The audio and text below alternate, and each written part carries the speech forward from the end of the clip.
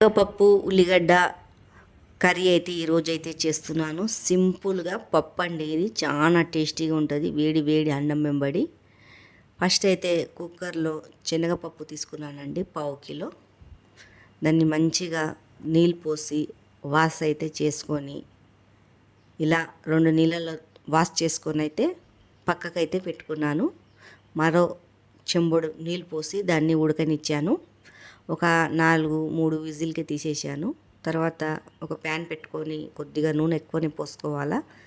సన్నగా తరిగిన ఉల్లిగడ్డలు ఒక పెద్దది కోసుకొని దాన్ని మంచిగా రెడ్గా ఫ్రై చేసుకొని, దాంట్లో ఫ్రెష్ ఒక అల్లం పేస్ట్ అయితే వేసుకున్నాను, ఒక చెంచడు. పచ్చివాసన పోయే వరకు ఇవి 2 మంచిగా అయితే ఫ్రై అయితే చేసుకున్నాను. టేస్ట్ మాత్రం చాలా బాగుంటుంది. మనకు రుచికి సరిపోయేంత కారము, పసుపు అయితే వేసుకున్నాను. ఇదంతా మంచిగా అయితే ఫ్రై అయితే చేసేసుకుంటున్నాను. ఇలా ఫ్రై చేసుకొని పచ్చివాసన పోయే వరకు ఒక 3 టమాటాలు పెద్ద పెద్దవి తరుక్కొని దీంట్లో వేసుకున్నాను. ఇదంతా మంచిగా మెత్తగా అయితే అయిపోవాలా, ఉడికిపోవాలా. సన్న మంట మీద పెట్టాలా. మనకు రుచికి సరిపోయేంత సాల్ట్ వేసుకున్నాను. వేసుకున్నాక ఒక సన్న మంట మీద మూత పెట్టాలా. మెత్తగా ఉడికిపోతుంది. చూడండి, ఇలా అయితే మంచిగా ఉడికిపోయింది.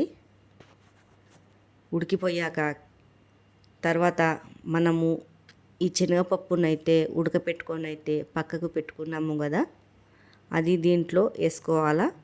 మనం కావాలంటే శనగపప్పుని రుబ్బుకోవచ్చండి ఒకసారి, ఇట్లా మెత్తగా కొంచెము బరుకు లేకుండా బాగుంటుంది అప్పుడు కర్రీ అయితే.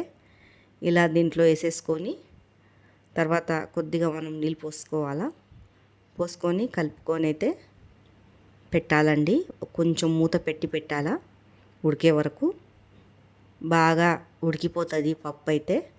ఒక 2 పొంగులు అయితే రానిచ్చి దీంట్లో నేనైతే చికెన్ మసాలా వేసాను. చికెన్ మసాలా అయితే కంపల్సరీ వేయాలా, అప్పుడే కర్రీ అనేది ఇది టేస్టీగా ఉంటుంది చాలా.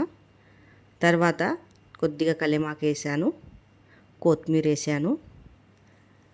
ఇదంతా మంచిగా కలబెట్టుకొని కొద్దిగా పొంగు వచ్చే వరకు అయితే పెట్టుకోవాలా. చాలా టేస్ట్ ఉంటుందండి. మీరు ట్రై చేసి అయితే చూడండి, కామెంట్ అయితే చెయ్యండి. మీకు నచ్చినట్లయితే ఈ కర్రీ సబ్స్క్రైబ్ అయితే చేసుకోండి.